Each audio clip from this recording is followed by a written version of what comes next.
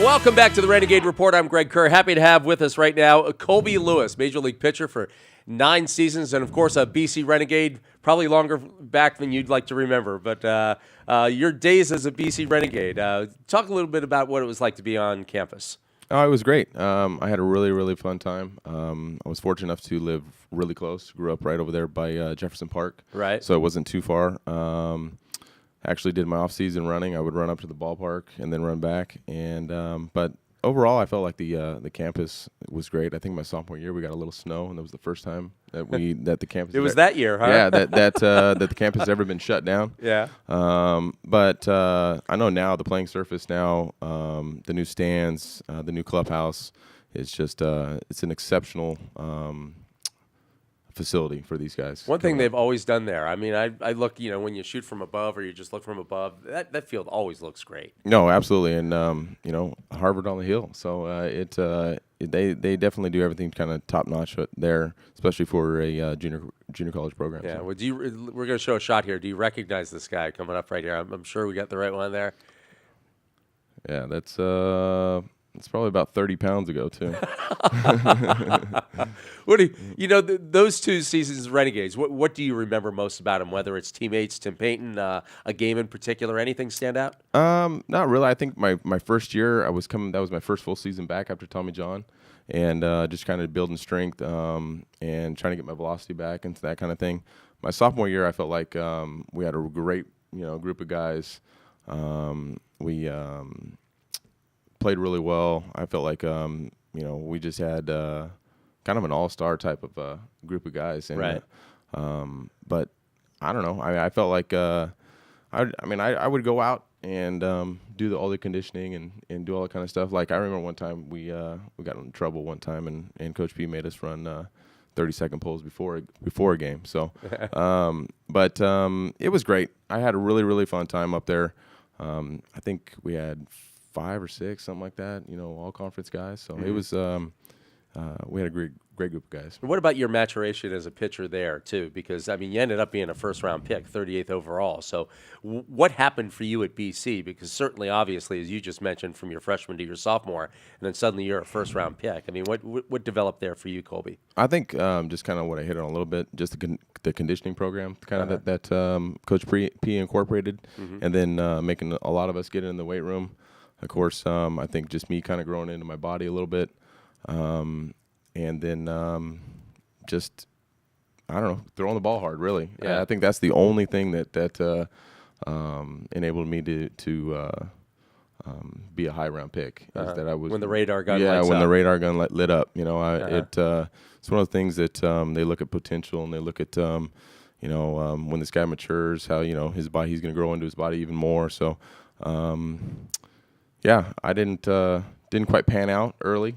But a lot of teams and a lot of people kept faith in me, and opportunities came up, and still throwing the ball now. Yeah. So let's talk a little bit about it.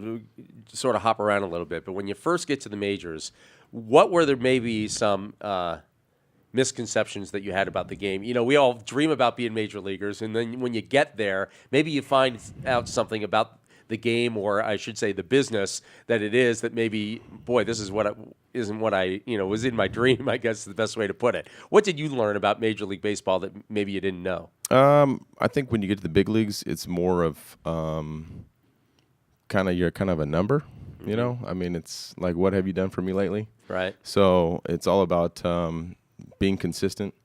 And when you're a young guy, I feel like you struggle a little bit, then you have options. So they send you down and you go back and forth, and it just kind of plays with your head a little bit. Right. But I think that's the biggest thing is being able to, for me, was the realization of like, oh, I thought when I got to the big leagues, I'm just going to stick, Right. And then you have a couple bad outings, and then there you go back to AAA. So. Yeah.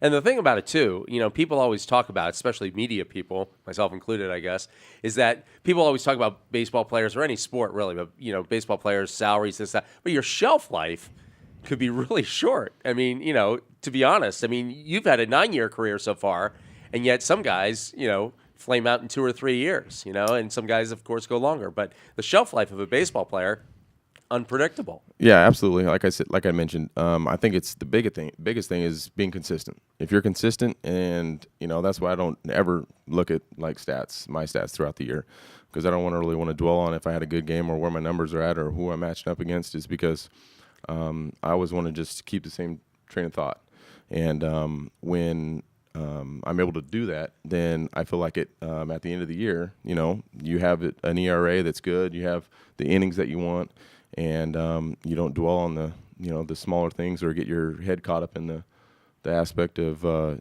trying to be better than what you need to be. Yeah. Now, the one thing I know is that, and we'll get to some highlights later, Chris, we're not going to go there yet, but is that you're coming off injuries and a unique one, too, with your hip. Talk a little bit about what your offseason was like and what you went through and the injuries that you had before you even got on the field this year. Well, 2012, my flexor tendon blew up, and I think that was just basically from the hip hurting so bad, and I started to throw across my body and try to keep the velocity up, and the arm took over and wind up tearing that up. And then I tried to come back in 13, and the hip just wouldn't let me. The elbow still hurt. It was actually the backside of the elbow and in a different spot. And I just, I looked at my wife after like the 4th or 5th rehab start, and I was throwing the ball about 78 to 81 miles an hour, and I said, this might be it. We got to get the hip done, and we'll give it one more shot after that. So, I went around and saw the hip specialist. And how unique was this situation? Describe what actually went into this surgery that you had and what they did. Yeah, it's the top of the femoral head. They actually shave it down, and then they put a cap. They put a small rod. It's kind of like a one-piece. It's a cap and a rod that goes into the top of the femoral head, and then there's another cap that goes up into the pelvis. And they rough up all the spots, of course, so everything sticks nice and tight, and then they pop the joint back into place and seal you up, and you got a nice 10.5-inch scar on the side of your butt. And they had me up walking second day. I walked across the room and back the next day. By a week out on crutches, I was walking a mile. Yeah. So they definitely really push the issue to try to get you back on your feet, to get the mobilization back. Okay, and so this season, and I know we discussed this earlier this week, but take me through the year, because you said you didn't really feel like you were there until almost the All-Star break. Talk a little bit about when you got there and the first half of the season before you really found your groove. Yeah, of course, I feel like I'm a big league guy. I always want to be in the big leagues. So when I was in AAA and started the year out, I had an out clause, and so I kind of just bribed them with the out clause, and they wind up calling me up probably before I needed to be called up. Right. And basically got fresh in the big leagues. Okay. And where, like I said, I should have been in AAA for about 6-7 weeks. Yeah. And gotten fresh there, and then been called up, and that's probably about 8-week window is when my back of my elbow started to feel really good. No more pain anymore. The front side of the hip, the pain was gone. So.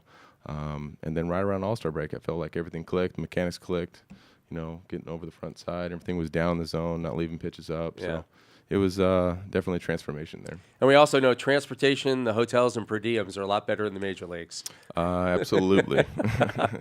So one thing in talking about not only your season, you came out with 10 wins, you threw 170 innings. I'm sure you're probably pleased with the amount of innings you were able to throw. But when I look at and you say you're not a stat guy, and I don't have stats here except for one, you come through in the postseason. Yeah, I've been pretty fortunate in the postseason. Yeah? It's a pretty good time. Like I sit here and get goosebumps thinking about it. Well, we'll show some Yankees. You're up against the Yankees here, and as we do, just talk about a little bit about just playing in the postseason. What's it like? Just playing, that atmosphere right there, Colby. What inning is that? That's in the 8th. I don't know what inning it is. That was the Yankees, and you're mowing them down. Yeah, that was the last inning there where everybody was on their feet. And like I said, I get goosebumps thinking about it because they were chanting Colby Lewis. So, when 50,000 people have chanting your name to push a team into the World Series and be in that aspect, Game 6 probably is probably one of the best times of my professional career, that's for sure. I'm getting sort of goosebumps here just listening to you talk about it from somebody who loves baseball and loves to have that moment. How cool is that? It's a feeling like no other. I can't really explain it. Maybe childbirth. I don't know. But it definitely, like I said, it's a moment that it will never be taken away from me. I mean, I went through it, experienced it, and feel very, very grateful that I got to have that opportunity. And the World Series as well. Let's go to some of that action right here. I think this one's against the Cardinals, if I have it right. And again, this was the only game you guys won in this series, correct? Yeah. Yeah. So what was that? No. No? We, was that Or the maybe it was the Giants series that you had the one. But well, Yeah. just tell me this real quick. What was it Giants like series was the only one Yeah. we won, Okay. yeah. But the World Series too. What was that like to just? I'm Colby Lewis. I'm pitching in the World Series. It was kind of surreal when I first came back, and because I was in Japan for 2 years, I thought Right. I thought I finished my career over there, Yeah. and making decent money over there, throwing the ball great. It's kind of in between AAA and big leagues here, so just kind of over there dominating, having a really good time, and second year we got really established with the family. My wife enjoyed it. I just thought it was. That's where I was going to end my career. And then Right. to be able to have teams to be interested in me, come back home was just a blessing. And to get my wife back on insurance, get the kids back on, big league insurance, because it's, that's big. That's key. Yeah. Strangest or weirdest thing or goofiest thing about the Japan experience? I've been to Japan, so what was maybe different for you? Anything? Strange or weird? There's a lot of stuff. Yeah. I think probably for me, from the baseball aspect of things, like after I think it's the fifth inning. This is because I call it the fifth inning smoke break. It was like a 10-minute like downtime. They go out, re-rake the whole field, re-chalk the whole field, and all the guys go in, change their uniforms into like round two, and then everybody hangs out in the hall and smokes cigarettes. Really? So it was. That was kind of just different for me. I really enjoyed it's called the Shinkansen, the bullet train over there. Yeah. Furthest trip was like 4.5 hours to Tokyo. Yeah. And it's just you're doing 200 miles an hour on the train. Wow. And you don't have to fly. And Wow. that was That is cool. another thing was like it was more like the Roger Clemens Astros era, where he said that if he wasn't pitching on the road, then he didn't go on the road. Right. And that's exactly the way they work it over there. Oh, cool. Is that if you don't pitch on the road, then you don't go on the road. So Yeah. we got a lot of family time. We got to experience a lot of things over there. After 5 innings or 6 innings at home, if you weren't pitching, they let you go. Yeah. Game start at 6 o'clock. That's one way to dodge the media. Yeah, exactly. The game start at 6 o'clock, so you're at home by usually 9:30 Yeah. instead of midnight usually when Wow. you're here at home.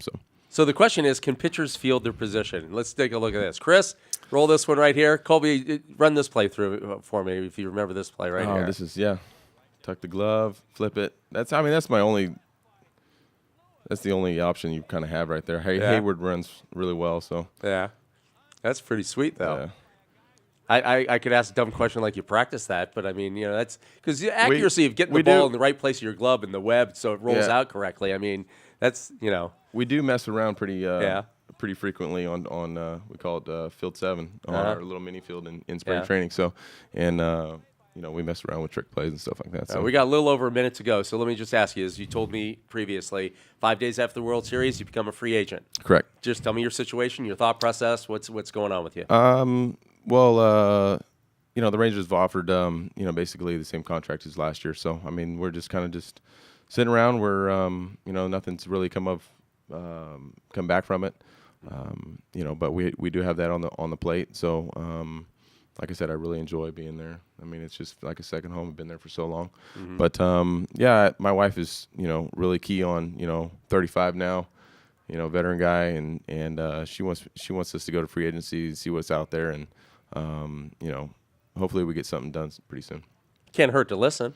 No, absolutely. I feel like more than likely the Rangers or something will be pretty easy about it, and so they'll give us a little window to be in free agency, and then probably take the offer off if we don't accept. Yeah. So All right. Well, listen, it's good to see you once appreciate again. it. Thanks, Ray. And continued success. All right, that's Colby Lewis. And again, as we wrap things up, I'd like to thank our guests today, Jeff Chudy. The Renegades coming off a huge win. We will check in on them. A 4 o'clock start. It's homecoming against Cerritos at Memorial Stadium and the parade before the game. And again, our thanks for having Colby Lewis on board as well. We'll see you next week on the Renegade Report.